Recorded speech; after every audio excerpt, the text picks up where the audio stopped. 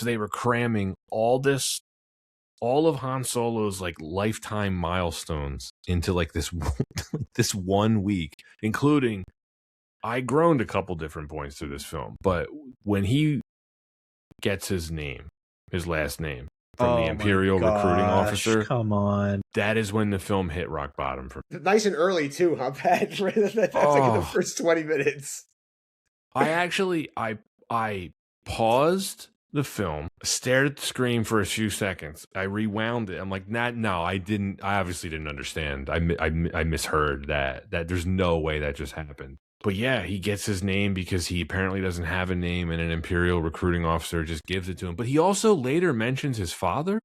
So it's like, did your father not have a name either? He might as well should have just responded, yeah, my name is my last name is Solo, a Star Wars movie.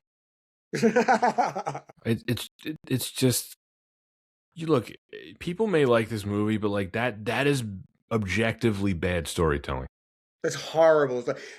You look at it back in The Godfather, right? Vito Andolini from Corleone, like that's based in historical fact. That is what happened. That made sense. Yep. People came over from Ellis Island. That's what happened. This is, first of all, his name Han Solo, even way back at A New Hope, is lazy naming. Han Solo, the mercenary who's out for money. Fine, George Lucas. Whatever you say, man. Right. But like, and then you double down, and this is how he got his name. It's awful. It's so bad. Out of all the choices, it's like they went with that. Really? Right. Like, again, this is a writer who has a pedigree, who is not some hack they found on the street, or maybe it was, and they just let the Kazdans put their name on it. This is the guy that wrote Raiders of the Lost Ark. Like, how are you the same person? Like, but that's it. Like that's such a good example of bad, not lazy, bad writing. Yeah. Bad. That is bad writing. It's the kind of thing, like, I think, Anton, maybe you said this, right? Like they in screenwriting classes, like that's the kind of example they give to teach you what not to do. Right. As a writer, right?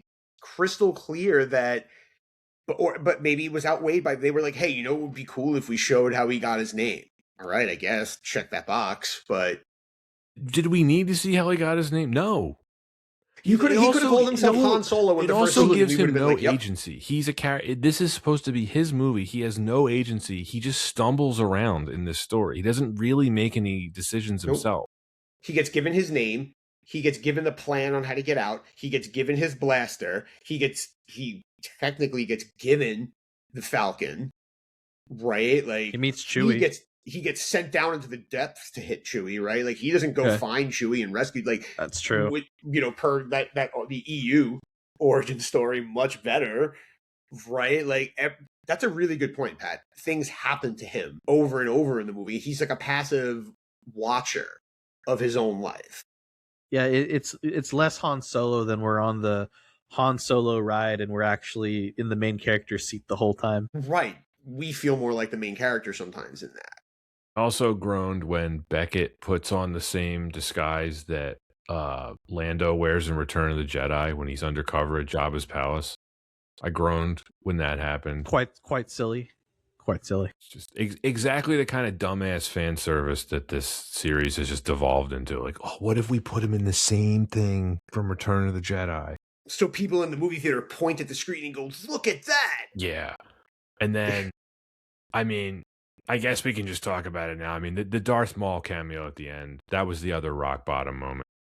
Just in case you weren't sure about who he was, he takes out his lightsaber and ignites it.